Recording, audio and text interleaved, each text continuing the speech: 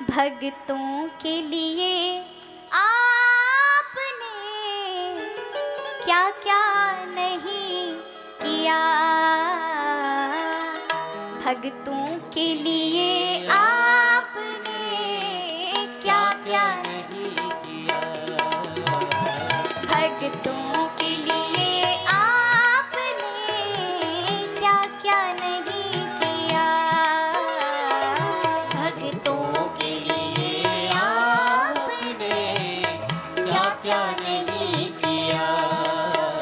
हाँ लेकिन किसी के सामने, लेकिन किसी के सामने, लेकिन किसी के सामने, लेकिन किसी के सामने चर्चा नहीं किया, भक्तों के लिए आपने क्या क्या नहीं किया, भक्तों के लिए आपने क्या क्या नहीं किया। दुनिया वालों की आदत है, कभी आपके काम आ जाएंगे तो एक ना एक दिन जता देंगे आपको। आपने अगर थोड़ा सम्मान नहीं किया, कभी आए चाय पानी की नहीं पूछी, कभी व्यस्त हो गए किसी कार्यक्रम में, आपने उनको इनवाइट नहीं किया, निमंत्रण नहीं दिया, कार्ड नहीं पहुंचाया, मुंह फुलाकर बैठ गए, भूल गया उन दिनों को, ये इसका कितना साथ दिया था, लोगों को बताएंगे, कहो तो एक दिन आपकी इज्जत बेकार कर देंगे लोगों के सामने। ऐसा प्रेम है। लेकिन ठाकुर जी का प्रेम देखो, जब जाते हैं और मांगते हैं उनसे, कर भी देते हैं, हम भूल जाएं लेकिन हरि आपको बार बार याद नहीं दिलाते। भूल गया उन दिनों को जब तुझे पुत्र दिया था, भूल गया उन दिनों को जब तेरा ये काम बनाया था। कितना निर्मल स्वभाव है उनका।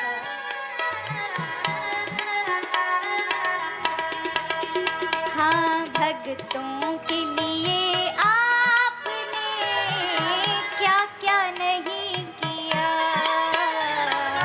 भक्तों के लिए आपने क्या क्या नहीं किया।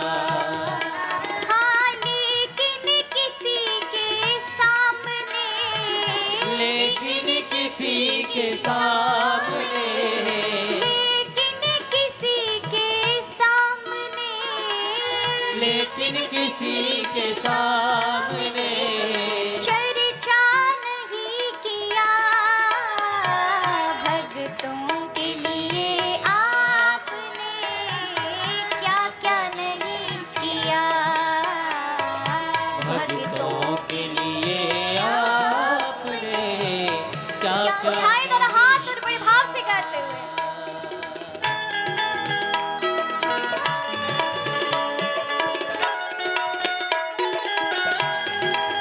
बोलिए भक्तवत्सल नाथ की जय हो।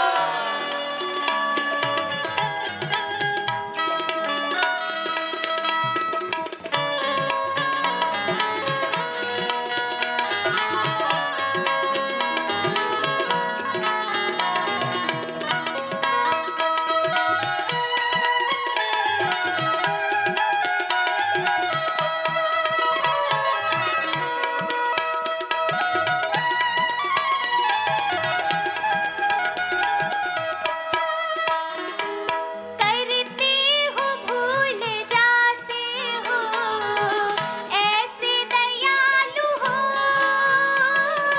करते हो भूल जाते हो, ऐसे दयालु हो, करते हो भूल जाते हो, ऐसे दयालु हो, करते हो भूल जाते हो, ऐसे दयालु हो। है कौन जिस पे आपने, है कौन जिस पे आपने, है कौन जिस पे आपने, है कौन जिस पे आपने कृपा नहीं किया,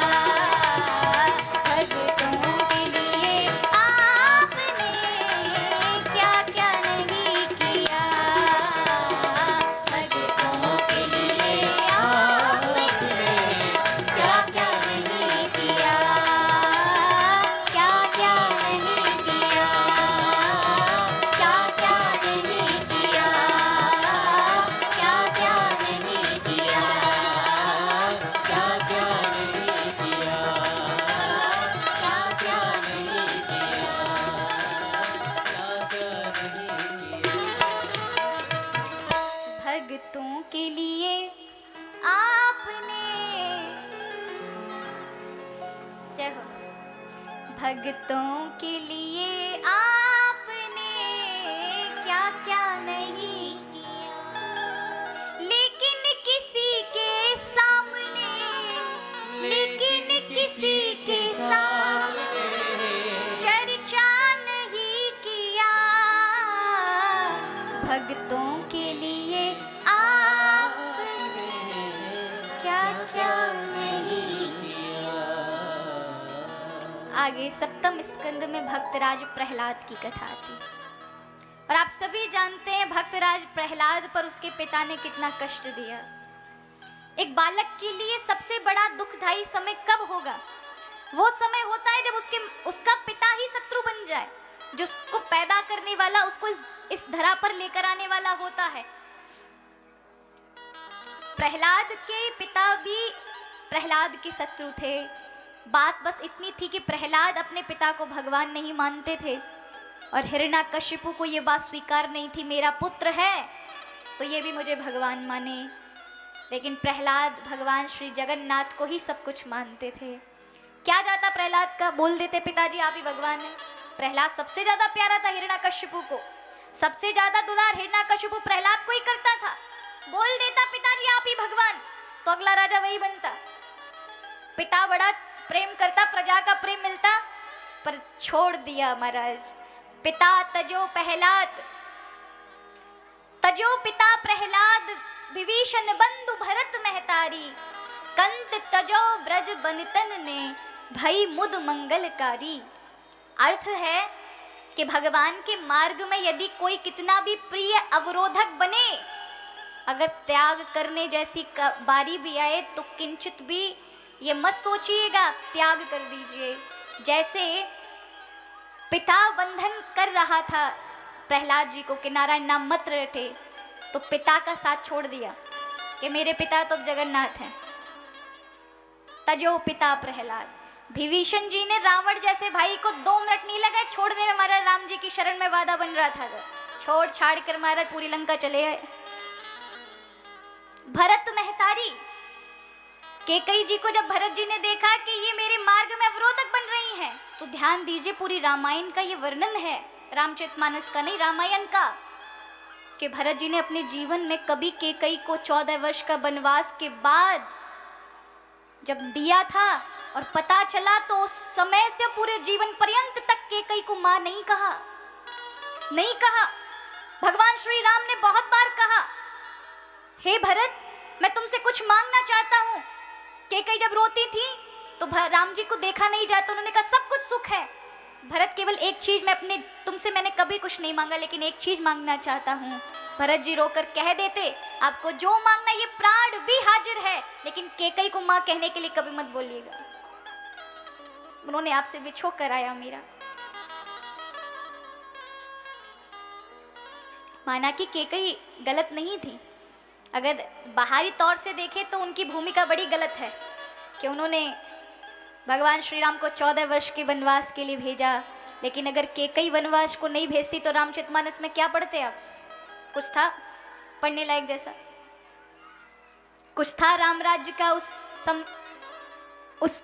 आज हम राम राज्य की बात करते हैं, सनातन राज्य की बात करते हैं, वो जैसा कुछ था? अगर राम जी वन नहीं जाते वो सारी चीजें नहीं होती, ना रावण जैसा आक्रांता मारा जाता, ना अधर्म पर धर्म की विजय होती, ना सबरी जैसी मिलती, ना वन के कौल भील मिलते, तो रामायण में था क्या? कुछ था? त्याग ही धर्म ही की तो नींव थी रामायण, रामचरितमानस जिसको पढ़ते हैं। अगर राम जी वनवास नहीं जाते तो मंगलवार शनिवार वाले दिन सुंदरकांड कौन पढ़ता?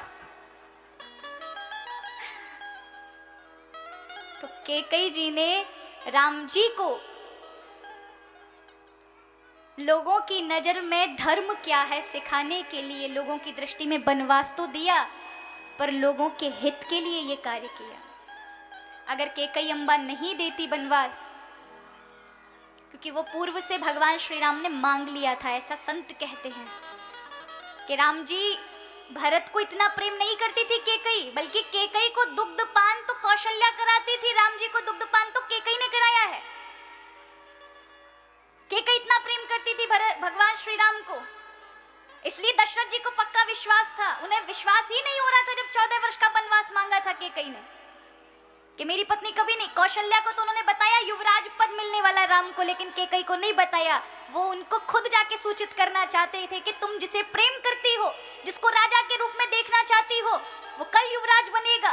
केकई प्रसन्न हो जाएगी, क्योंकि जानते थे केकई बहुत अपने हृदय से भी ज्यादा, अपने प्राणों से ज्यादा भगवान श्री राम से प्रेम करती हैं। लेकिन जब उनके मुख से ये सुना तो उन्हें बड़ा दुख हुआ। जिस पर विश्वास किया, जिसको मैंने कभी सोचा ही नहीं था ये ऐसा करेगी, तो अधीर हो गए। जिस पर हमारा पूर्ण विश्वास होता है, अधिकार होता है ना, हमें उसके स्वभाव के विषय में पता होता है, तभी हम निश्चिंत होते हैं। अरे वो अगर नाराज होगा कोई बात नहीं, हम मना लेंगे, हमारे हाथ की बात है, हम जानते हैं उसके स्वभाव से परिचित हैं। लेकिन वो स्वभाव के विपरीत कार्य था, क्योंकि एक दिन पहले ही केकई जी से वचन लिया था भगवान श्री राम ने, माँ आप मुझे कितना प्रेम करती हैं। तब केकई जी ने कहा राम शब्दों में वर्णित नहीं किया जा सकता प्रेम को, क्योंकि प्रेम शब्दों में आवृत्त वाली चीज नहीं है कि मैं शब्दों से स्पष्ट कर सकूं। कभी जीवन में आवश्यकता हो तो इस माँ की कभी परीक्षा ले लेना। कहा माँ फिर भी आप कितना, मुझे पता तो चलना चाहिए आप कितना प्रेम करती हैं मुझसे। अगर कभी मेरे लिए आपको बहुत दुख झेलने पड़े तो क्या आप झेलने को तैयार हैं? बोले प्राण भी चले जाएंगे तो भी मैं संकोच नहीं करूंगी। कभी पिताजी भी विपरीत हो जाएं आपके, तब राम तुम मुझे बहुत प्रिय हो, अगर तुम्हारे पिता भी मेरे विपरीत विरुद्ध चले जाएं, पूरी प्रजा भी चली जाए, पूरा परिवार चले जाए, फिर भी तुम मुझे प्रिय हो, तुम्हारे लिए मैं कुछ भी करूंगी। तब वचन ले लिया कि कल आप मुझे 14 वर्ष का वनवास देंगी।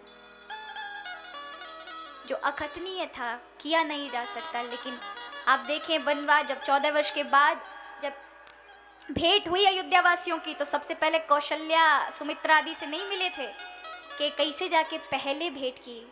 प्रथम भेंट की केकई। क्यों? अगर वो त्याग नहीं करती तो राम आज वहां नहीं होते हैं।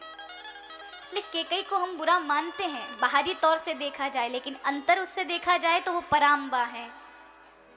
उन्होंने ही रामायण में रामचरित में कुछ लिखने के लिए दिया है, धर्म की मर्यादा को बताया है। एक बालक को पिता के वचन नहीं थे, पिता ने नहीं कहा था कि तुम वनवास जाओ, केवल केकई से बात हुई थी, लेकिन सुना कि पिता इसलिए दुखी हैं कि मुझे 14 वर्ष का वनवास दिया जा रहा है, दिया नहीं था। तो इतना सुनते ही चल दिए। भरत का राज्य अभिषेक होगा, प्रसन्नता थी, कैसा भ्राता प्रेम। और एक भाई है जो अपने माता पिता के रूप में बड़े भाई को ही सब कुछ समझता है, पिता को पिता के रूप में समझता है, लेकिन भाई से इतना प्रेम है कि उसने अपनी धर्म पत्नी उर्मिला को भी छोड़ दिया, चल दिया। सुमित्रा जैसी मां कह सकती थी लक्ष्मण को रुक जा, तू कहां जा रहा है, तुझे थोड़ा ना वनवास दिया है, ऐसे कैसे जा सकता, तेरी धर्मपत्नी यहां कैसे रहेगी। कह दिया जैसे ही आया, कहीं मेरा बेटा संकोच ना करे। तो कहा बेटा चिंतित मत करो, मत ऐसा सोचो कि तुम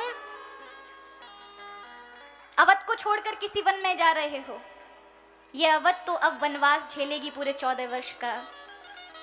अरे सच्चा तो अयोध्या वन है, अवध तहां जहां राम निवासु, जहां भगवान श्री राम जानकी के साथ विराजमान होंगे वहीं अवध है। इसलिए तुम इस अयोध्या को अवध मत मानो। यहाँ 14 वर्ष का वनवास लगने वाला है जब राम जाएंगे।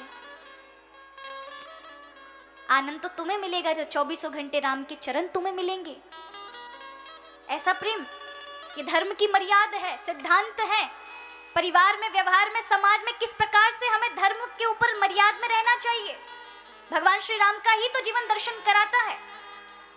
ऐसे समझे, हर एक प्राणी के अंदर धर्म की एक मर्यादा होती है, सारी मर्यादा नहीं होंगी, एक मर्यादा। जैसे कोई सत्य का पालन करेगा तो सत्यवादी हरिश्चंद्र, कोई दान आदि में अपना आत्मसमर्पण करने वाला एक करण, ऐसे एक एक धर्म की मर्यादा होती है।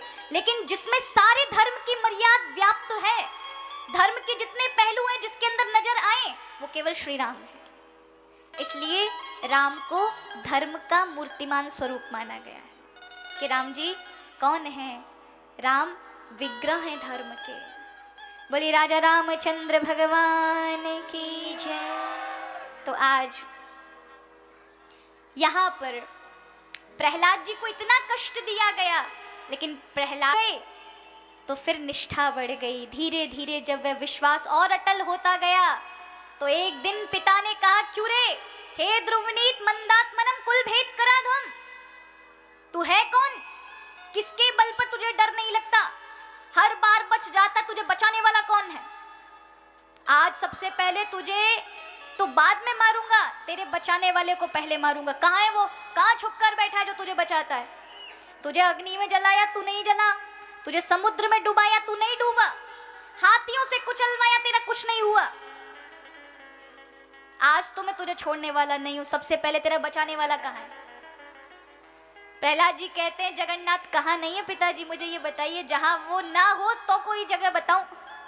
वो तो आप में भी है, हर जगह है, आपके पीछे इस खंबे में भी है। इतना सुनते ही तो दौड़ पड़ा हिरण्याकशिपु खंबे की ओर, और जैसे ही मारने वाला था, लेकिन कुछ आचार्य, कुछ रसिक जन कहते हैं कि नरसिंह भगवान तो प्रकट होने के लिए बैठे ही थे। वो सोच रहे थे कि प्रहलाद कहीं भी बोल दे वहीं प्रकट हो जाऊं। हर जगह पर व्याप्त थे, लेकिन उंगली होते ही ठाकुर जी को दौड़कर खंबे में भागना पड़ा। और जैसे ही हिरण्याकशिपु मारने वाला था मुष्टिका, कि अपने आप वह खंबा खुद व खुद फट गया और साक्षात नरसिंह भगवान प्रकट हो गए, जिनका आधा शरीर सिंह का था और आधा मानव का। तांबे की तरह लाल लाल आंखें, लपलपाती हुई जीभ, बड़े बड़े नख, नाचते हुए जब पृथ्वी पर पैर पटकते थे तो पृथ्वी घूमती थी, डोलती थी। बादल गर्जना करते थे, पर्वत आदि डोल जाते थे, समुद्र अपनी सीमा का उल्लंघन करने लगता था, नदियां जाकर उछल उछल करके नगरों को डुबा देंगी, ऐसा प्रतीत होता था। देवता घबरा गए, दौड़े, प्रभु की स्तुति की। प्रभु अत्यधिक ज्यादा आवेश, गुस्सा में थे। क्यों? क्योंकि भक्त को सताया गया था उस दुष्ट के द्वारा। एक नन्हे से बालक पर इतना अत्याचार किया गया, कभी उसे खौलते हुए तेल में डाल दिया, कभी समुद्र में पटक दिया, कभी पर्वत से फेंका, कभी अग्नि में जलाया, नाना प्रकार की जो कुछ होता था सब दे दिए कष्ट। जहर खिलाया, कई दिन तक, महीने भर तक काल कोठरी में डालकर रखा, लेकिन जब नहीं मरे तो आज तलवार से मारने के लिए उद्यत हो गया था। आज ठाकुर जी से कहते हैं, प्रभु को कोई कुछ कह दे, भजन करे ना करे, प्रभु कभी रुष्ट नहीं होते, लेकिन किसी भक्त का आप अपमान कर दें या किसी भक्त को सता दें, किसी का हृदय भक्त का दुख गया तो ठाकुर जी सहन नहीं कर सकते। कहते ना, जब जीवन में अकाल मृत्यु के योग बनते हैं, कारण ही यही है, आपने किसी विशुद्ध आत्मा का हृदय दुखाया है, तब ऐसे संजोग बनते हैं कि लोग आत्महत्या जैसी अकाल मृत्यु को अपने गले लगा लेते हैं, क्योंकि पाप घेर लेते हैं। इसलिए हमेशा बचाव करें कि कभी हम किसी को गलत ना कहें, किसी संत को, किसी भक्त के हृदय को कभी दिल ना दुखाएं। भक्त का हृदय छोड़िए, जो आपको सरल सहज लगते हैं उनको कभी भी अपशब्द ना कहें, गलत ना बोलें। और मैं तो कहूँगी किसी को भी गलत ना बोलें, क्योंकि ये आत्मा जो है ना, वो बड़ी, अगर आत्मा से कोई शब्द निकल गया किसी के से तो फिर समझिए वो भोगना पड़ता है। इसलिए हमेशा याद रखें। कभी देखा है कौवा और कोयल में कितना फर्क है? दोनों ही काले हैं। अब ऐसे तो नहीं कोयल ज़्यादा कोई अलग रंग की हो और कौवा अलग रंग का हो, कोयल भी काली है और कौवा भी काला है, लेकिन फर्क देखो महाराज। कोयल मीठा बोलती है तो लोग कहते हैं, देखो कोयल बोली, कोयल बोली। और कौवा 10 घंटा महाराज आपके घर में टाई टाई करे तो लोग झाड़ू लेके भागते हैं, ये क्यों यहाँ बोल रहा है?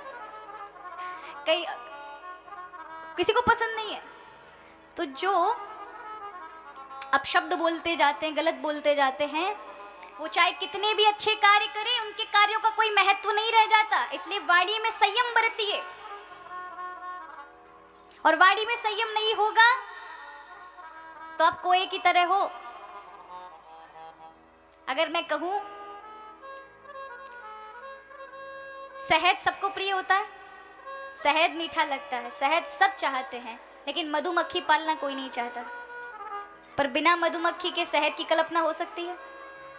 कहाँ से लगेगा शहद? मधुमक्खी इकट्ठा करती है बेचारी, और फिर कोई जाता कम्बल ओढ़ करके और छाता तोड़ के उसका सारा वो शहद एकत्र करके और लोग खाते पीते हैं। बेचारी मधुमक्खी ने जोड़ा। तो कल्पना अगर की जाए तो शहद की मधुमक्खी से ही है, मधुमक्खी जोड़ती है। लेकिन शहद सबको प्रिय, मधुमक्खी पालना कोई नहीं चाहता। क्यों नहीं चाहता? डंक मारती है। डंक बड़ा नुकीला है, एक बार मार गई ना मारा, 4 दिन तक कराते रहोगे, और ज्यादा दिन भी हो सकता है। इसी तरह से यदि आपके काम शहद जैसे हों लेकिन आपके अंदर वचन डंक की तरह हैं, तो आपके किए हुए उपकार भी उसी समय तत्क्षण नष्ट हो जाएंगे।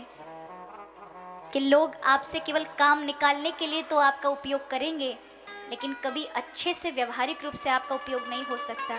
इसलिए हमेशा वाणी का संयम बरतें। कोई भी ऐसा शब्द ना कहें कि किसी का हृदय दुखे। तो यहाँ पर भगवान ने, नरसिंह भगवान ने आकर के प्रहलाद की प्रार्थना पर शांत हुए, हिरण्याकश्यपु का उद्धार किया है। आगे कथा गजेंद्र मोक्ष की आती है। और फिर समुद्र मंथन हुआ, 14 रत्न निकले और सबसे अंतिम रत्न था अमृत, जिसके लिए देव और देवताओं ने मिलकर के प्रयत्न किया था। अमृत जैसे ही निकला तो दैत्य छीन कर ले गए। भगवान ने मोहिनी रूप धारण करके देवताओं को अमृत पिलाया। अब ध्यान दीजिएगा, जैसे ही दैत्यों को पता चला कि भगवान ने हमारे साथ गलत किया, मोहिनी बनकर के आए और सारे देवताओं को अमृत पिला दिया, तो दैत्य क्रोधित हो गए। दैत्यों की ओर से प्रहलाद का नाती बलि लड़ रहा था। उस समय राजा था दैत्यों का। प्रहलाद जी भी तो असुरी थे ना, लेकिन भगवत भक्त थे। इन्हीं का जो नाती था बलि, ये दैत्यों का राजा था। तो ये लड़ने गया तो अमृत पी लिया था देवराज इंद्र ने, तो बलि मारा गया। बलि की मृत्यु होते ही देवताओं ने विजयश्री की पताका झंडा फहरा दिया, हमारी विजय हुई, हमारी विजय हुई। शुक्राचार्य जी बलि को लेकर आ गए, संजीवनी मंत्र से उसे जीवित कर दिया। बलि राजा से कहा, अब देवताओं पे अस्त्र शस्त्र से कुछ नहीं होने वाला। यदि तुम्हें देवताओं पर विजय प्राप्त करनी है तो अब तुम्हें दान पुण्य और धर्म कार्य ही सहयोग कर सकते हैं। इसलिए मैं तुमसे कहता हूं, अगर 101 यज्ञ कर लिए तो तुम इंद्र बन जाओगे। इसलिए लड़ाई झगड़े में नहीं, अब धर्म में आ जाओ। तो यहाँ पर आज देवताओं को की शक्ति को छिन्न करने के लिए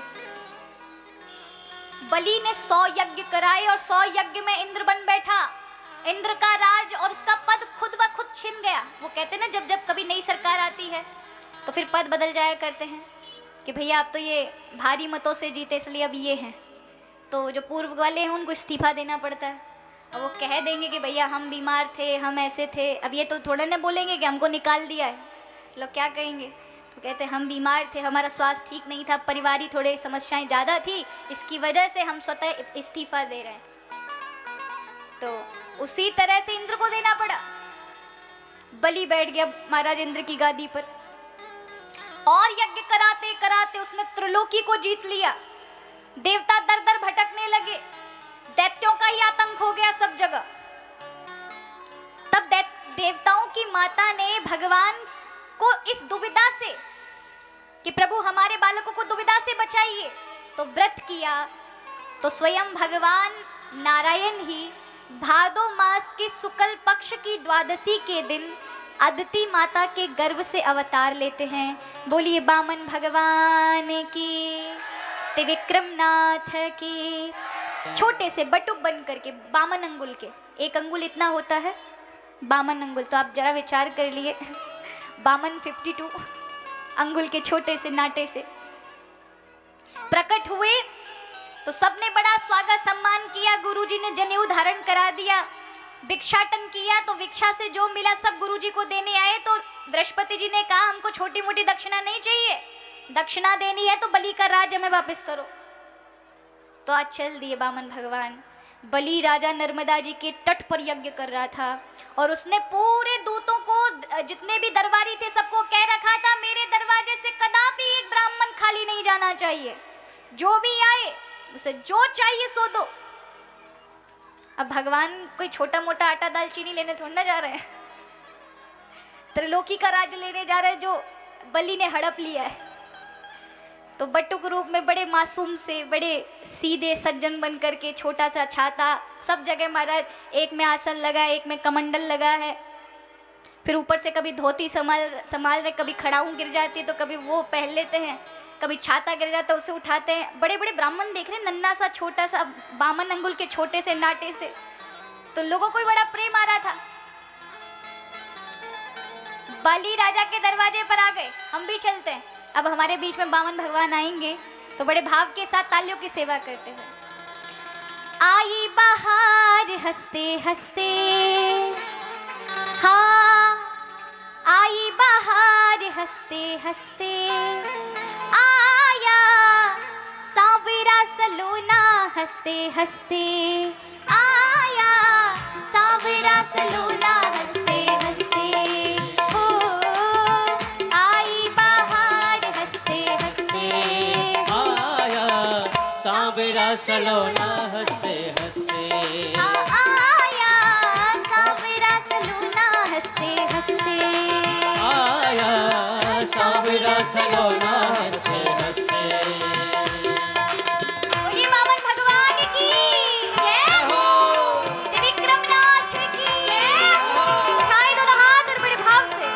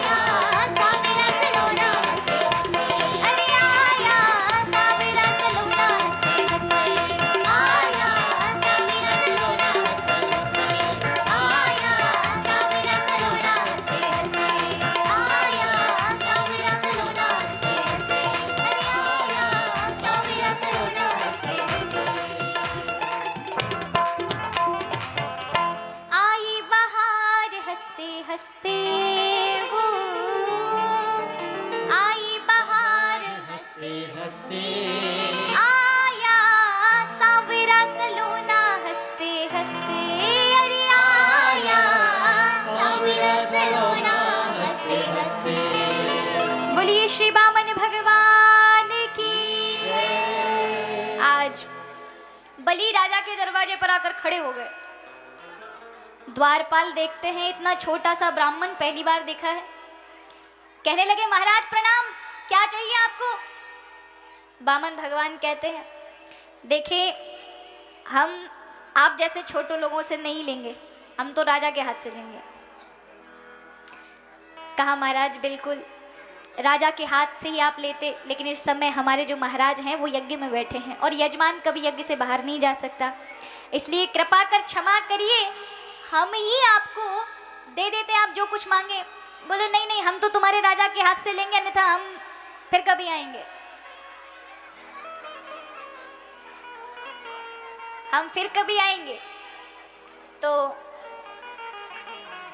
बोलिए बामन भगवान की जय, बोलिए आज के आनंद की जय। तो यहाँ पर दरबारियों से कहा कि हम राजा के हाथ से ही लेंगे, तुम्हारे हाथ से नहीं लेंगे, तो फिर हम खाली हाथ लौट जाएंगे। और राजा बलि ने कह रखा था कोई भी ब्राह्मण दरवाजे से खाली नहीं जाना चाहिए। दरबारी दौड़कर राजा के पास गए, महाराज क्षमा चाहते हैं, आपको आकर के व्यवधान कर रहे हैं, लेकिन दरवाजे पर एक बौना ब्राह्मण आया है, बहुत देते हैं कि कुछ मांग लो, पर कहता राजा के हाथ से लेंगे, नहीं तो खाली हाथ चले जाएंगे। अब आप बताइए हम क्या करें? राजा ने कहा सोचने की क्या बात है, उन्हें यहाँ भेजो। और इतना सुनते ही दरबारियों ने बामन भगवान को महल के अंदर प्रवेश दे दिया। नन्हे से बामन भगवान कदमों कदमों से चले आ रहे हैं। बड़े बड़े ब्राह्मण बैठे हैं। जैसे बामन भगवान को आते हुए देखा, ऐसे ब्राह्मणों के बीच में बामन भगवान सुशोभित हो गए जैसे लाखों करोड़ों तारामंडल के बीच में चंद्रमा सुशोभित होता है। सबके तेज फीके पड़ गए बामन भगवान के समक्ष। बलि ने देखा तो उसके हाथ से सारी आहुति जो थी यज्ञ की छूट गई, उठ खड़ा हुआ, माने आज सारा ही जो यज्ञ का फल था सामने खड़ा हो। अब साक्षात नारायण खड़े थे, गदगद हो गए, वाणी अवरुद्ध हो गई, दौड़कर चरणों में पड़े, महाराज साष्टांग प्रणाम, आप जैसा ब्राह्मण मैंने पहली बार देखा, क्या तेज है आपके मुखमंडल पर, जरा महाराज मुझ पर कृपा करिए, क्या चाहिए आपको, आप जो चाहेंगे सो मैं दूंगा। भगवान से बढ़कर कोई चतुर हो सकता है? जो आपको बुद्धि देने वाले हैं उनके, वो तो स्वयं बुद्धिमान है ना, ऐसी छोटी मोटी चीज की तरह थोड़ी ना मांग लेंगे। कहा बलि राजन धन्य है, आपसे मैं कुछ लेने नहीं आया, मैं तो बस आपके विषय में बहुत सुना था, सोच रहा था प्रहलाद का पोता तुम्हारे पिता विरोचन, जिन्होंने ब्राह्मणों के इतने बड़े भक्त थे कि इंद्र ब्राह्मण बनकर आया और उसे अपना तन दे दिया, ऐसा तुम्हारा पिता, तो तुम उसकी संतान हो, यही देखने आया था कि संतान में वैसे गुण है कि नहीं है। अब वो कहते हैं ना प्रशंसा सबसे मीठी मिठाई होती है महाराज। इंसान जब मारा जाता है तो किससे मारा जाता है? तारीफ से। तारीफ सबको मिठाई की तरह मीठी लगती है, लेकिन बड़ी खतरनाक होती है। कई बार तो लोग ऐसे होते हैं कि तारीफ अगर कोई कर नहीं रहा होगा ना तो बीच में बैठ जाएंगे, खुद ब खुद अपनी तारीफ करेंगे। अरे हम ऐसे, हम ये तो जानता ही नहीं हमारे बारे में, हम बताते हैं हमारे बारे में क्या है, हम कौन। कई बार लोगों को देखोगे वो खुद अपनी प्रशंसा के लिए आगे बढ़ जाते हैं, कभी कभी इतनी प्रशंसा के लिए आगे के चक्कर में पड़ जाते हैं महाराज। कभी ज्यादा कोई प्रशंसा आपकी कर रहा हो, अब कभी कोई क्या होता है, कभी अच्छे अच्छे कार्यों की प्रशंसा करनी चाहिए। जैसे कि हमारी ये पूरी भागवत सेवा समिति है, अब इनके कार्य आपको दिखाई दे रहे हैं कि आज कथा हो पा रही है सभी के सहयोग से। और इन समिति के सारे सदस्यों का आप देखें, हमारे जो सह यजमान हैं, जो हमारा यजमान परिवार है, तो इन सबके कार्य दिखाई दे रहे हैं प्रेजेंट में। तो इनकी तारीफ की जाए तो समझ आता है कि हाँ, व्यक्ति के कार्य पर तारीफ हो रही है, व्यक्ति के कर्म धर्म पर तारीफ हो रही है, प्रशंसा हो रही है। लेकिन जिनके कोई काम धाम दिखे नहीं और लोग उनकी प्रशंसा करें तो वो काम निकलवाने वाली चीज होती है महाराज। कोई आपकी आकर भूरी भूरी प्रशंसा करे जो आपको जानता तक नहीं, जिसने आपके काम नहीं देखे, कर्म नहीं देखे, और वो कहे वाह वाह आप इतने अच्छे इतने अच्छे इतने अच्छे, समझ लो दाल में कुछ काला है, कुछ ना कुछ निकलवाने वाला है। और हम तो मिठाई की तरह प्रशंसा की भूखे रहते, कोई हमें प्रशंसा कर दे, कोई प्रशंसा कर दे। मुंह पर खुद से प्रशंसा करनी पड़े वैसा उसे प्रशंसा नहीं कहते, बल्कि आप समक्ष खड़े और कोई दूसरा आपकी प्रशंसा कर रहा हो उसे कहते हैं कि आपने वास्तविकता में कुछ अच्छे कार्य किए हैं, जिसकी वजह से देखो सामने वाले आपकी प्रशंसा कर और पीठ पीछे आपकी प्रशंसा हो। ऐसे कार्य भले ही सामने ना हो चलेगा, लेकिन पीठ पीछे लोगों के अंदर वो कमी खलनी चाहिए आपकी। इसलिए व्यक्ति को हमेशा कहा नमक की तरह रहना चाहिए। अपने कार्य अच्छी तरह करें, लेकिन ऐसा ना करें कि लोगों के बिना हम रह ही नहीं सकते। कोई अगर थोड़ा सा आपसे नाराज हो जाए तो बस खुद भी ऐसे बैठे हुए हैं। किसी ने अगर आपको राम राम नहीं बोला तो हम भी राम राम नहीं करेंगे, ऐसे नहीं। खुद से सारे अच्छे कार्य करें, लेकिन नमक की तरह रहें। जैसे सब्जी में सारे मसाले हों, सारी चीज़ें डाली जाएं, अच्छी तरकारी बनाई जाए, तेल मसाले अच्छे हों, लेकिन नमक मत डालिए तो क्या होगा? लोग क्या कहेंगे, क्या बनाया तुमने, ये कोई सब्जी है? सब कुछ डाला लेकिन नमक नहीं डाला। उसी प्रकार आपका जीवन होना चाहिए कि लोगों को उस समय तो आपकी महत्वता नहीं दिखाई पड़े। लोग सब्जी की तारीफ कर रहे होते, नमक की कोई नहीं बता रहा होता है, लेकिन नमक की वजह से स्वाद आया था। लोग कहेंगे अरे फलाने जी ने ऐसा किया, ऐसा किया, ऐसा किया। आपको गलत भी ठहरा सकते हैं, लेकिन आप जब उस समूह में ना हो तब आपके कार्यों की कमी उन लोगों को खलनी चाहिए। ऐसा कार्य आप करें, बताएं नहीं, लोगों के सामने भले उसकी प्रशंसा ना करें, लेकिन आपके कार्य आपके वहाँ से वहाँ उपस्थित ना होने पर उनको अखरें। ऐसे कार्य हमारे होने चाहिए।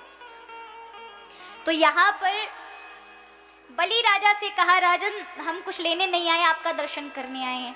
अब तो बलि राजा गदगद हो गया, ऐसा ब्राह्मण तो पहली बार आया, अब तक इतने सारे आए, सब मांगते ही रहते हैं, पहली बार आया इसने कुछ नहीं मांगा। बोले महाराज कुछ तो लेना पड़ेगा, मुझे कृतार्थ कर दीजिए। आप जैसे ही योगी जीवन में एक बार आते हैं जो कुछ नहीं लेते, मैं कुछ देना चाहता हूँ, मैं देने वाला क्या हूँ, पर आप कृपा करके कुछ लें। अब बामन भगवान कहने लगे नहीं नहीं, हम संतोषी ब्राह्मण, हम नहीं लेते, हमें नहीं चाहिए। बलि राजा कहता कोई बात नहीं, आप अकेले हैं, माता पिता हैं? बोले हाँ माता पिता, पर हम सन्यासी बन गए। बोले कोई बात नहीं महाराज, आप सन्यासी इसलिए बन गए होंगे आपके नाप की कोई बेटी ना होगी। एक काम करें, हम अपनी राजधानी में कोई बिटिया खोज दें, आपका ब्याह कर दें। बामन भगवान कहने लगे अगर ब्याह करोगे तो क्या होगा? बोले क्या होगा? आपकी पत्नी आ जाएगी, आप एक हैं, दो हो जाएंगे। बोले अच्छा भैया फिर क्या होगा? फिर क्या होगा? बच्चे होंगे, आपके बालक होंगे, अब ये भी हम बताएं। जब ऐसा कहा अच्छा तो बालक भी होंगे 6-7, और हम तो कमाते दमाते नहीं है राजन, फिर बालकों का पालन पोषण कैसे होगा? राजन बलि राजा हंसते, कैसी बात कर रहे हैं महाराज जी, हमारा गुरुकुलम विद्यालय, दैत्य कुल विद्यालय, उसमें आप एडमिशन करा दीजिएगा, वहां पढ़ेंगे। जब कहा अच्छा तो भैया फिर उनके भी विवाह शादी होंगे? बोले वो तो महाराज जी वो तो गृहस्थ जीवन का पालन है, होता ही है। बोले फिर उन 6-7 बालकों में 1-2 तो मरेगा, राम प्यारा होगा। बोले महाराज वो तो समय का चक्र है, कहीं ना कहीं कोई तो कोई मरेगा उनमें से। बोले तो फिर हमें रोना पड़ेगा? तो महाराज रोना तो पड़ेगा ही पड़ेगा। बोले तो हमारे तो आंसू निकलेंगे नहीं, तो आप क्या किराए से लोगों को मंगाएंगे कि वो रोए वहां पर आकर के? बोले महाराज आपके बालक है, रोएंगे आप, लोग क्यों आकर रोएंगे आपके लिए? बोले जो जिस काम में रोना पड़े वो काम मैं क्यों करूं, मुझे नहीं करना ब्याह। इतना सुनते ही बलि राजा कहने लगे ये तो बड़ा तेजस्वी ब्राह्मण, इसने सब, मैं इतना कुछ मना कर लेकर, इसने फिर मना कर दिया। कहा देखिए सभी शांति से बैठे अभी, क्योंकि अभी कुछ देर बाद ठाकुर जी का जन्म महोत्सव होगा जो कि बहुत आनंदमय है, और आप अगर शांति बनाकर रखेंगे, आनंद से रहेंगे, तो हम ब्रज में जाकर के अभी फिर ब्रज क्षेत्र बनेगा ये, और तब आपको बहुत आनंद आने वाला है। और कहा जाता है आज के दिन से ही हमारे यहाँ कहा जाता है कि रसगुल्ला की कथा आरंभ हो जाती है। रसगुल्ला जानते हो? अब तक आप टैबलेट खा रहे थे, टैबलेट माने गोलियाँ, अब आपको मीठी मीठी रसगुल्ले खिलाए जाएंगे, ठाकुर जी की कथा आने वाली है। तो उस आनंद का हम लाभ लें तब जब आप सभी शांत भाव से आनंद के साथ कथा पर ध्यान देंगे। तो यहाँ पर आज कहा मैं विवाह नहीं करूंगा। बलि राजा ने कहा महाराज कुछ तो लीजिए। बामन भगवान कहने लगे हमारी इच्छा नहीं है राजन, तुमने कह दिया बस, अब तो राजा चरणों में पड़ गया, कुछ तो लीजिए। अब भगवान ने कहा इस समय मांग लेना चाहिए। कहने लगे देखो राजन, हमारा मन नहीं है कुछ लेने का, लेकिन तुम इतना ज्यादा आग्रह कर रहे हो, हम संतोषी ब्राह्मण हैं तो ज्यादा नहीं लेंगे, 3 पग भूमि चाहिए। राजा ने कहा महाराज बड़ी बड़ी बातें करते, लेकिन आपके अंदर बुद्धि बहुत छोटी है। क्या मांगा आपने मुझसे? त्रिलोकी का मालिक को तुमने 3 पग भूमि मांगी, ये कोई मांगने जैसी बात है? बोले देखो राजन, हमारी इच्छा नहीं है, लेकिन तुम आग्रह ज्यादा जिद कर रहे हो, इसलिए तुम्हारी इच्छा पूरी करने के लिए हम केवल 3 पग, वो भी अपने पैरों से नापेंगे, किसी और के से नहीं चलेगी। अब बलि नहीं समझ सके महाराज, कहने लगे महाराज मुझे तो बड़ी शर्म आ रही है 3 पग भूमि देने में, कोई मांगने जैसा देने जैसा है, पर कुछ तो मांगा। बामन भगवान कहने लगे राजन, हम 3 पग इसलिए मांग रहे हैं कि जिसपे हम एक जगह खड़े होकर के अपनी तपस्या कर सके, कम से कम हमारी 3 पग जमीन तो है, हमें यह आभास रहेगा, तुम्हारी भी याद बनी रहेगी, और ज्यादा हम चाहते नहीं है। बलि राजा ने कहा महाराज कुछ तो लिया, ठीक है आप नाप लीजिए जहां से नापनी है। बोले ऐसे नहीं, संकल्प करो पहले, कल को तुम बेईमानी कर गए तो बोलो हमारी जमीन वापस कर दो क्या होगा, इसलिए पहले संकल्प करो, संकल्प होगी तभी लेंगे। बलि कहने लगा महाराज मैं त्रिलोकी का राजा, आप ये छोटी सी जमीन के लिए संकल्प करा रहे हैं, मुझे देने में शर्म आ रही है। बामन भगवान कहने लगे कोई भी चीज छोटी बड़ी नहीं होती है, मुझे लेने में नहीं आ रही तो तुम्हें देने में भी नहीं आनी चाहिए, दे दो तुम। आज संकल्प किया, अहम त्रिणी भूमि संप्रद दे करके जल छोड़ा ही था कि जो बामन अंगुल के दिख रहे थे ना महाराज, वो तुरंत विक्रम हो गए, विराट हो गए। बलि देखता का देखता रह गया, एक अंगूठे प्रभु का एक एक नख के बराबर भी बड़े बड़े भवन अटारियां छोटी पड़ गई, एक कण के समान बलि दिख पड़ा। ठाकुर जी विराट बनते गए, सतलोक भूलोक जनलोक महलोक आदि एक पग में नाप लिए, दूसरे में नीचे के तल वितल तलातल महातल रसातल पाताल आदि नाप लिए, 2 पग में पूरी त्रिलोकी नाप ली, एक पग रह गया, बलि को बांध लिया प्रभु ने। क्यों, क्या कह रहे थे तुम्हें बड़ी शर्म आ रही थी 3 पग भूमि देने में? मैं त्रिलोकी का राजा, प्रभु मुझसे 3 पग मांग रहे हो, मुझे देने में शर्म आ रही है, ये तो तुम्हारी 2 पग में ही पूरी हो गई, तीसरा पग कहां से पूरा करूं? बलि राजा समझ गए हम अहम में आए थे, सोच रहे थे हम इस त्रिलोकी के मालिक है, लेकिन मालिक तो अपने सामने खड़ा है, हम तो फालतू का व्यापार कर रहे थे, मालिक तो हरि है। कहने लगे प्रभु ये बताइए धन बड़ा होता है कि धनवान? प्रभु ने कहा धनवान बड़ा होता है, धन बड़ा नहीं होता, क्योंकि धनवान उसे परिश्रम से कमाता है। तो कहा आप बताइए भगवान त्रिलोकी बड़ी है कि त्रिलोकी का नाथ? बोले त्रिलोकी बड़ी नहीं, त्रिलोकी का नाथ बड़ा है। तो कहा प्रभु ये त्रिलोकी को आप 2 पग में नाप पाए हैं, मैं उसका स्वामी था तो मैं इससे बड़ा हूं, तो एक पग मेरे माथे पर रखो, मुझे ले लीजिए आप, क्योंकि मेरे पास देने के लिए अब कुछ भी नहीं है, क्योंकि मैंने अनुमान करके देख लिया जितना भी कुछ है सब आपका है, मेरे पास अपना खुद का केवल अभिमान है, अहम है जो मैंने पाल कर रखा है, जो मेरा स्वयं का इकट्ठा किया हुआ है, वही मैं आपको देता हूँ, आप मेरे माथे पर पैर रख दीजिए। फिर क्या था, ठाकुर जी ने तीसरा पग बलि के माथे पर रख दिया।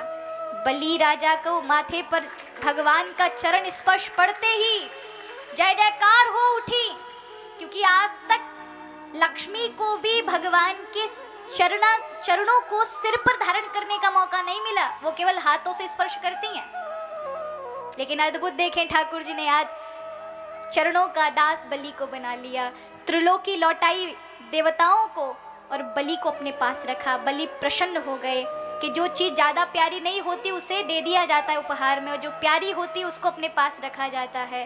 भगवान ने त्रिलोकी प्रभु को प्यारी नहीं थी इसलिए देवताओं को दे दिया, मैं प्यारा हूँ इसलिए मुझे अपने पास रख लिया। चाहते तो मुझे कैदी बनाकर देवताओं को सौंप सकते थे, पर प्रभु ने मुझे अपने पास अपने समीप रखा है, मैं बड़ा अहोभागी हूँ। प्रभु ने फिर वचन दिया है, चिंता मत करो, अगले मनवंतर में तुम इंद्र बनोगे पुत्र, तुम चिंता बिल्कुल भी छोड़ दो और यहाँ से रसातल लोक में जा करके रहो। इस तरह से बलि पर कृपा की। आगे मत्स्य अवतार आदि का वर्णन किया गया, फिर सूर्यवंश चंद्रवंश का निरूपण किया गया है। तो यहाँ मन जो ब्रह्मा जी के मन से पैदा हुए थे मरीचि ऋषि, इन्हीं के पुत्र थे कश्यप। अब ये सूर्यवंश का वंश चल रहा है, ध्यान से सुनिएगा। ये ब्रह्मा जी से सबकी सृष्टि है। जितने भी वरण हैं, जितने भी ऋषि मुनि मानव देव आदि जितने भी प्राणी, सब ब्रह्मा की संतान है, इसलिए हमारा ब्रह्म से संबंध है। अब ध्यान देंगे तो ब्रह्मा जी के जो मन से पैदा हुए थे मरीचि, इन्हीं मरीचि के पुत्र थे कश्यप, कश्यप के पुत्र थे सूर्य भगवान, और यहीं से सूर्यवंश आरंभ हुआ। इन्हीं सूर्यवंश में आगे चलकर इक्ष्वाकु नाम के राजा हुए। इन्हीं के पुत्र थे विकुक्षी, विकुक्षी के प्रपद, प्रपद के विश्वरन। इस तरह से आगे चलकर एक युवनाश्व नाम के राजा हुए, जिनके पुत्र हुए मानधाता, मानधाता के पुत्र मुचुकुंद, मुचुकुंद के सत्यव्रत जिसको हम त्रिशंकु कहते हैं, और इन्हीं के पुत्र हुए सत्यवादी हरिश्चंद्र। इन्हीं हरिश्चंद्र के पुत्र हुए रोहित, रोहित के हरित, हरित के सुदास, सौदास और राजा बाहुक। इन्हीं बाहुक राजा के यहाँ सगर का जन्म हुआ। इन्हीं सगर महाराज की दो पत्नियां थी, सुमति और केशनी। केशनी से एक पुत्र हुआ, सुमति से 60,000 पुत्र हुए। कितने हुए? गिनती करके देखो, फिर से बोलो, कितने हुए? 60,000। अब ये मत समझिए माता जी ने पेट में कहाँ रखे थे 60,000। पेट में तो एक ही बालक था, लेकिन वो मरा हुआ पिंड निकला। वो सूर्य भगवान शिव के आशीर्वाद का फल था। लेकिन वो जब मृत हुआ तो राजा सगर ने उस स्त्री का, अपनी पत्नी का त्याग कर दिया था, तो वो बड़ी दुखी हो गई और भगवान शिव के पास जाकर उस बालक को तलवार से लेकर हजारों टुकड़े कर दिए। भगवान शिव देख ना सके, प्रकट हो गए, उन सारे हजारों टुकड़ों में प्राण डाल दिए। वही सुमति के 60,000 पुत्र हुए। तो इस तरह से वही 60,000 पुत्र कपिल भगवान की नेत्रों की अग्नि से जलकर भस्म हो गए थे, जो कि प्रेत योनि में आ चुके थे। उन्हें मुक्त करने के लिए फिर भागीरथी माँ गंगा को इस धरा पर उतारा गया। फिर राजा दिलीप, असमंजस जो सगर के पुत्र थे केशनी के, असमंजस, असमंजस के अंशुमान, अंशुमान के दिलीप, दिलीप के भगीरथ हुए। इन्हीं भगीरथ के आगे चलकर श्रुतरथ आदि राजा हुए। फिर एडविड राजा, खटवांग, फिर रघु, फिर अज और महाराज दशरथ। इन्हीं दशरथ के 4 पुत्र हुए और चारों ठाकुर जी के साक्षात परम ब्रह्म के स्वरूप ही 4 रूप में आए, भगवान श्री राम, भरत, लक्ष्मण और शत्रुघ्न। इस तरह से बहुत संक्षिप्त में रामायण सुनाई। अब चलते हम कन्हैया जी के जन्म की ओर। तो ब्रह्मा जी के जो नेत्रों से पैदा हुए थे उनका नाम था अत्रि ऋषि। इन्हीं अत्रि ऋषि के पुत्र थे चंद्रमा, यहाँ से चंद्रवंश आरंभ हुआ। इन्हीं चंद्र के पुत्र थे बुद्ध, बुद्ध के पुरुरवा, पुरुरवा के नहुष, नहुष के महाराज ययाति। इन्हीं ययाति के 2 पत्नियों से 5 पुत्र हुए, जिनमें सबसे बड़े थे यदु। इन्हीं से यदुवंश आरंभ हुआ। इसी वंश में भगवान कृष्ण का जन्म हुआ था।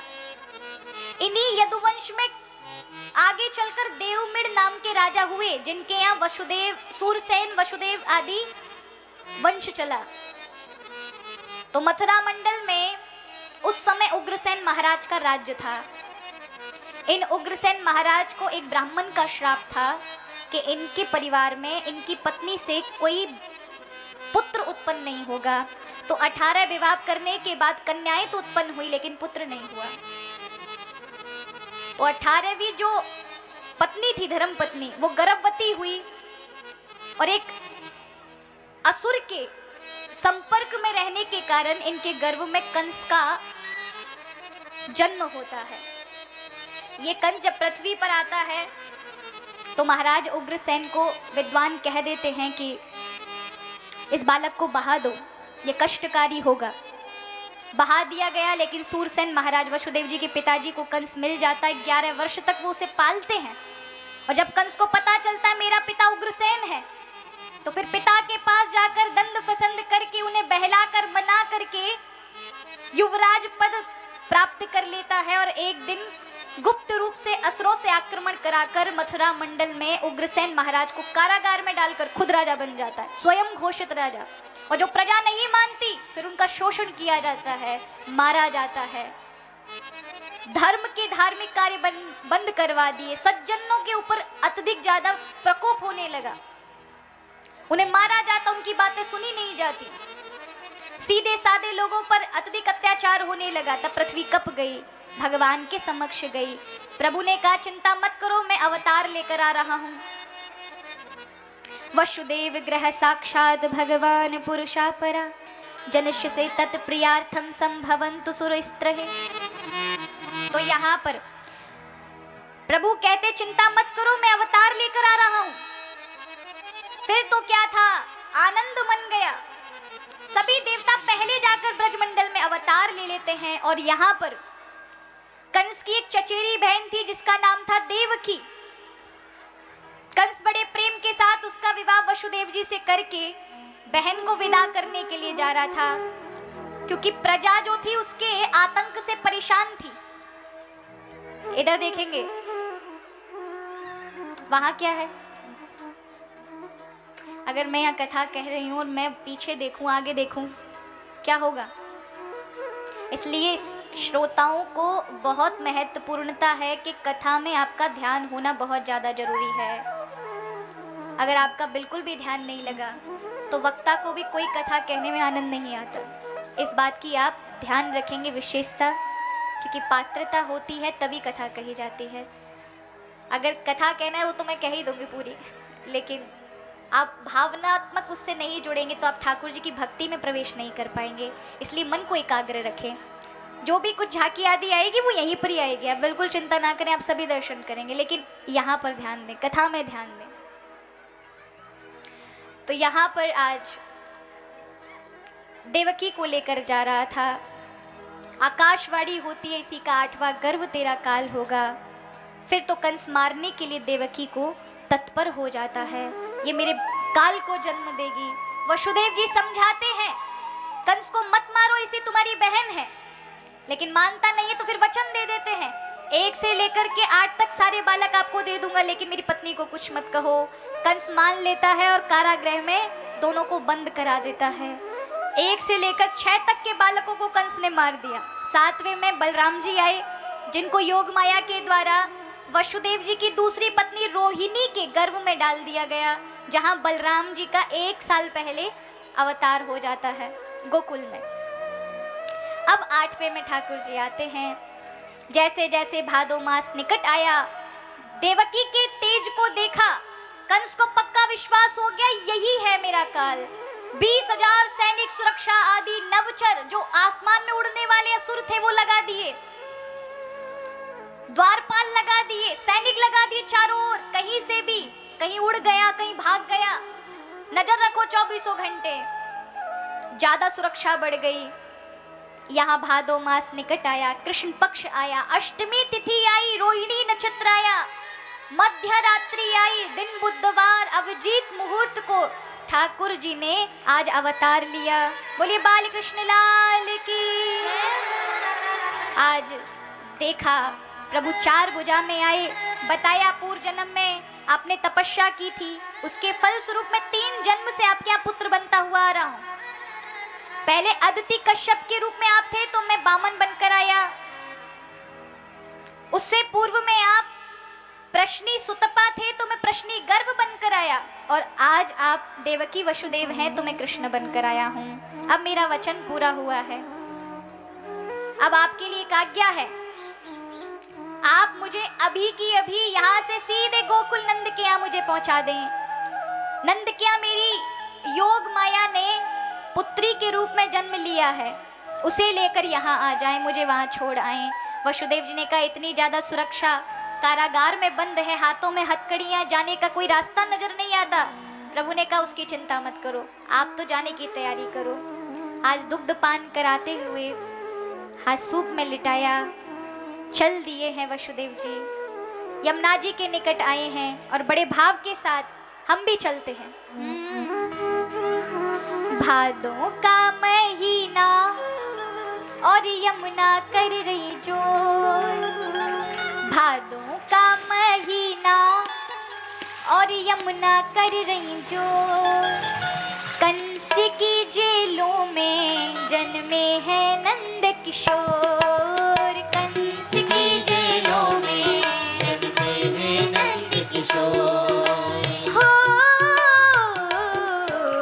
भादों का महीना और यमुना कर रही जोर, भादों का महीना और यमुना कर रही जोर। कंस की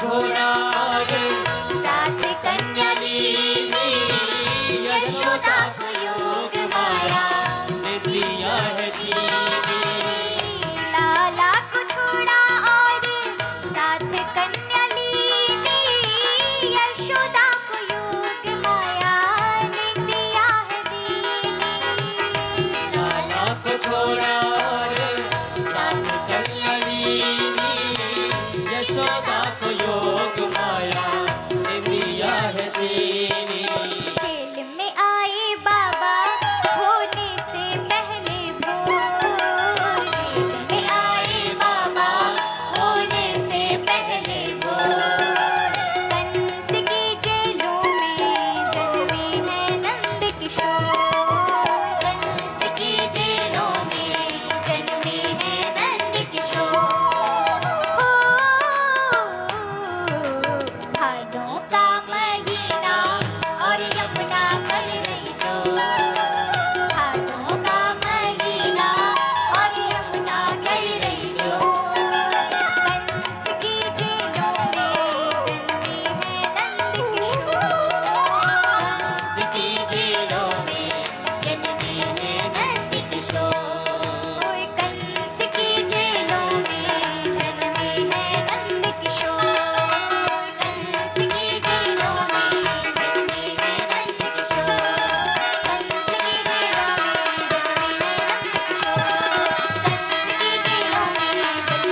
नंद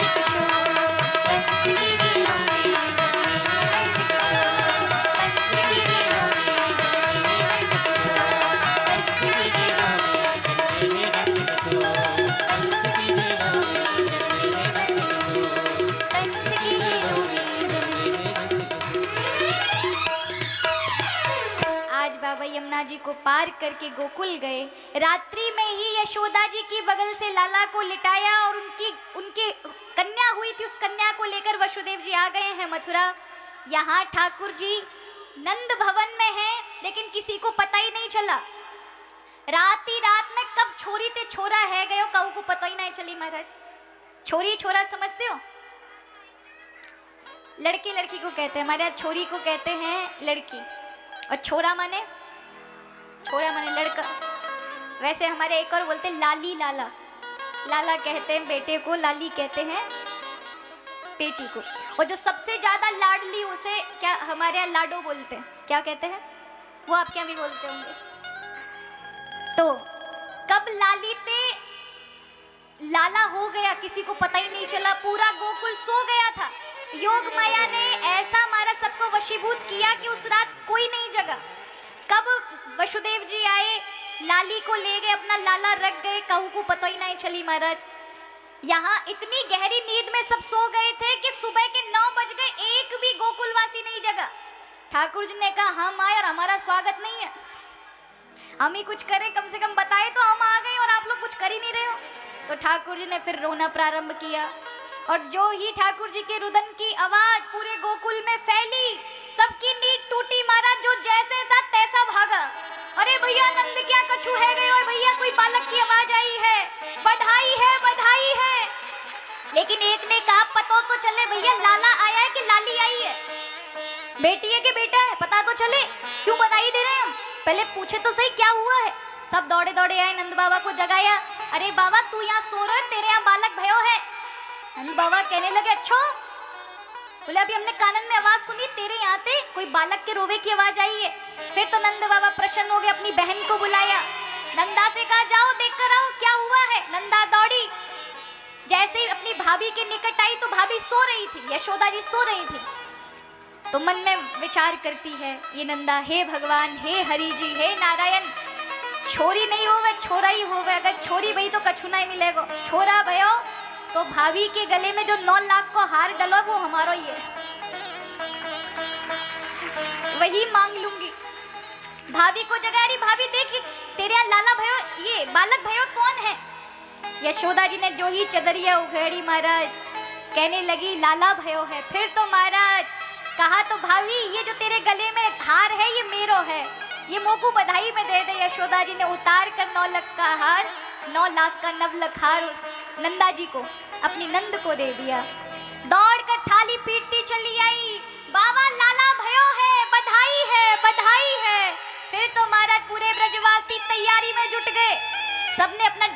तैयार कर रखा था। सभी अपने महाराज लहंगा आदि पहनकर सुंदर सुंदर पीले पीतांबर ओढ़ करके सब दौड़े। हम भी चलते हैं। लाला जायो है, सब कह रहे हैं, नंद घर लाला आयो है। हाँ, लाला जायो है, नंद घर लाला आयो है। के ब्रज में, के ब्रज में, के ब्रज में है रही जय जयकार। नंद घर लाला जायो है, के ब्रज में है रही जय जयकार। नंद घर लाला जायो है। हाँ, लाला जायो है, नंद घर लाला जायो है। हाँ, लाला जायो है, नंद घर लाला जायो है। के ब्रज में, जय हो, के ब्रज में, जय हो। के ब्रज में है रही जय जयकार। नंद घर लाला जायो है। के ब्रज में है रही जय जयकार। नंद घर लाला जायो है। बोले नंद के लाला की जय। जय हो।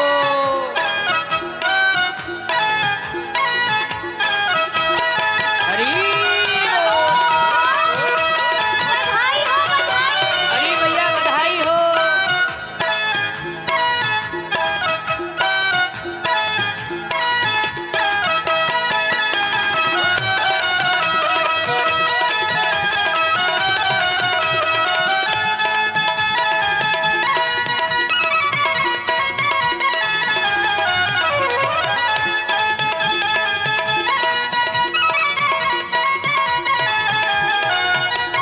जय हो।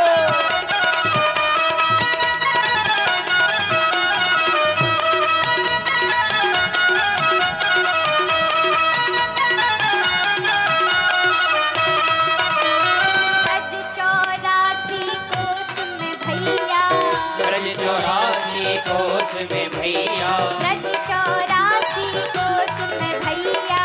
ब्रज 84 कोस में भैया। सब ही कहे धन यशोदा मैया, सब ही कहे धन यशोदा मैया। सब ही कहे धन यशोदा मैया। सब ही कहे धन यशोदा मैया। 80 साल की आयु में सुत ऐसो जायो है।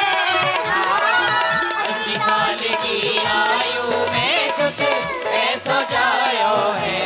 के ब्रज में, जय हो, के ब्रज में, जय हो।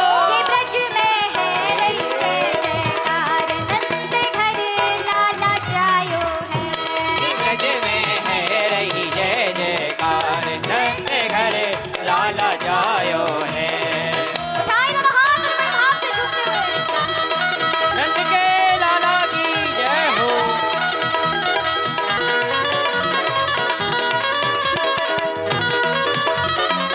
हरी भैया बधाई हो।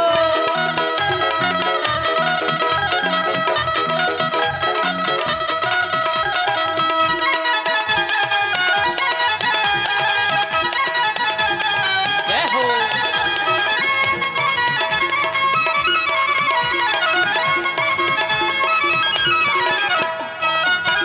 नंद के लाला की जय हो।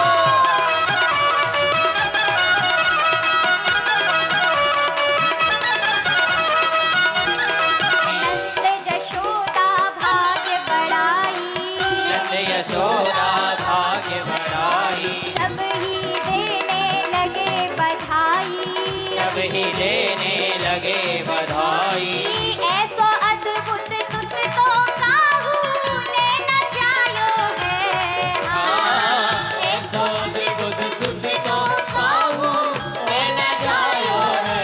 के ब्रज में, के ब्रज में, के ब्रज में है रही जय जयकार। नंद घर लाला जायो है। के ब्रज में है रही जय जयकार। नंद घर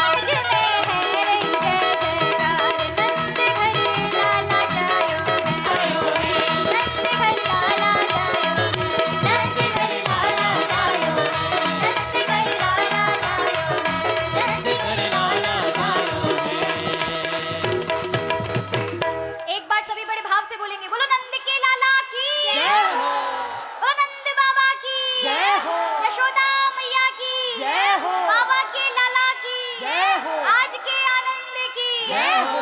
देखिए अब ठाकुर जी के हम ब्रज में हैं। आप सब कौन हैं? ब्रजवासी हैं। कौन है ब्रजवासी? तो सभी बड़े भाव के साथ खड़े होकर नृत्य करेंगे। अब कोई बैठेगा नहीं, अब बहुत बैठ लिए, चले उठे, पूरे 3.5 घंटे से बैठे हैं और बड़े भाव के साथ।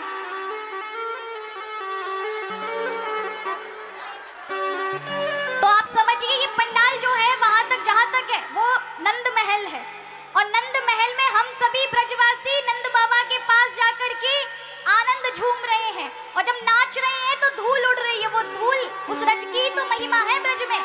तो बड़े भाव से गाते हुए मनाते हुए कि आज हम उसी ब्रज क्षेत्र में जाकर ठाकुर जी की कृपा से पहुंच चुके हैं और बड़े भाव से गाते हुए हो नंद भवन में, नंद भवन में, नंद भवन में उड़ रही धूल, धूल मोहे प्यारी लगे। नंद भवन में उड़ रही धूल, धूल मोहे प्यारी लगे। ओ नंद भवन में उड़ रही धूल, धूल मोहे प्यारी लगे।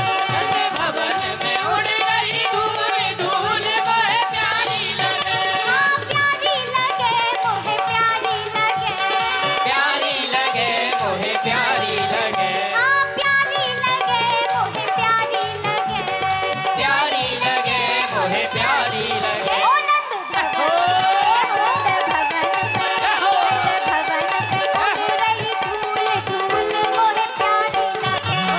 भवन में उड़ रही धूल, धूल मोहे प्यारी लगे। नंद के लाला की जय हो, बोलो नंद के लाला की जय हो।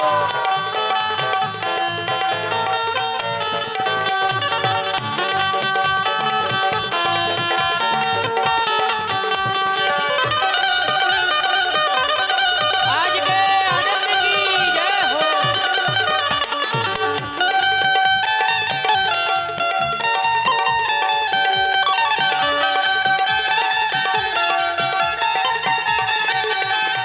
उड़ उड़ धूल मेरे माथे पे आवे। उड़ धूल मेरे माथे पे आवे। अरे उड़ उड़ धूल मेरे माथे पे आवे। उड़ धूल मेरे माथे पे आवे। अरे माथे पे आवे, मेरे माथे पे आवे। माथे पे आवे, मेरे माथे पे आवे। उड़ उड़ धूल मेरे माथे पे आवे। उड़ धूल मेरे माथे पे आवे। मैंने तिलक, जय हो।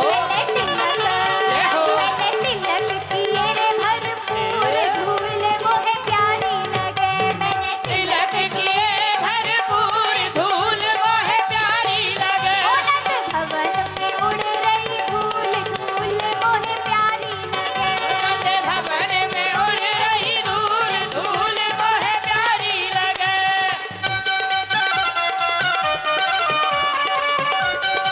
नंद बाबा की जय हो।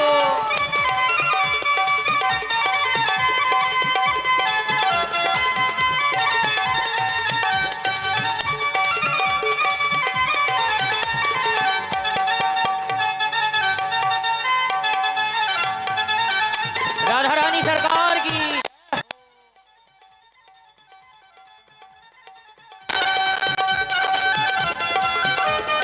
जय हो।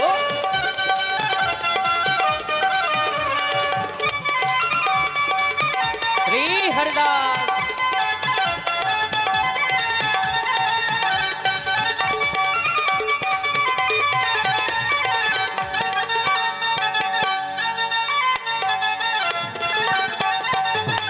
हरि बोल।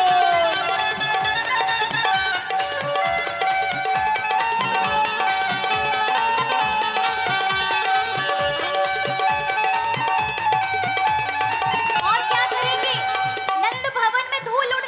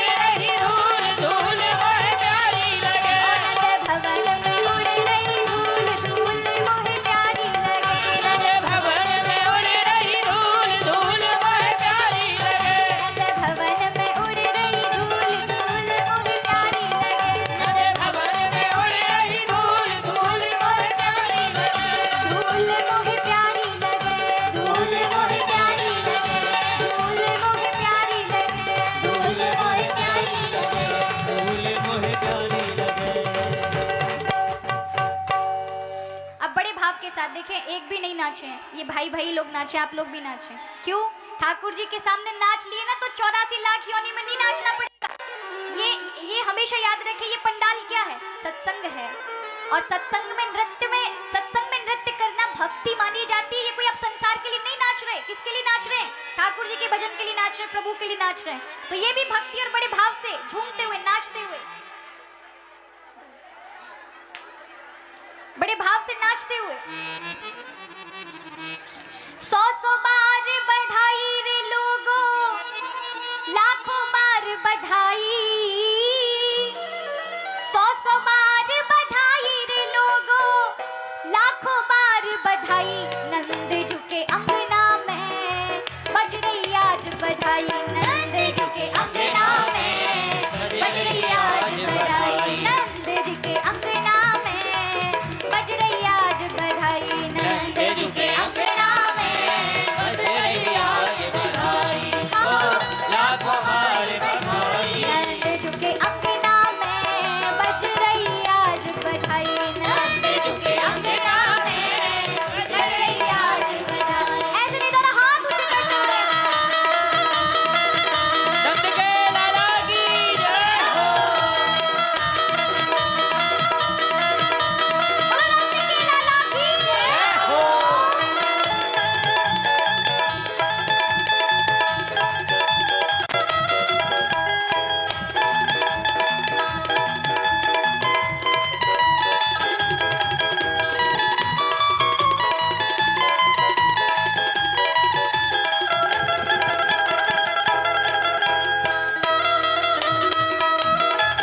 आज के आनंद की जय हो।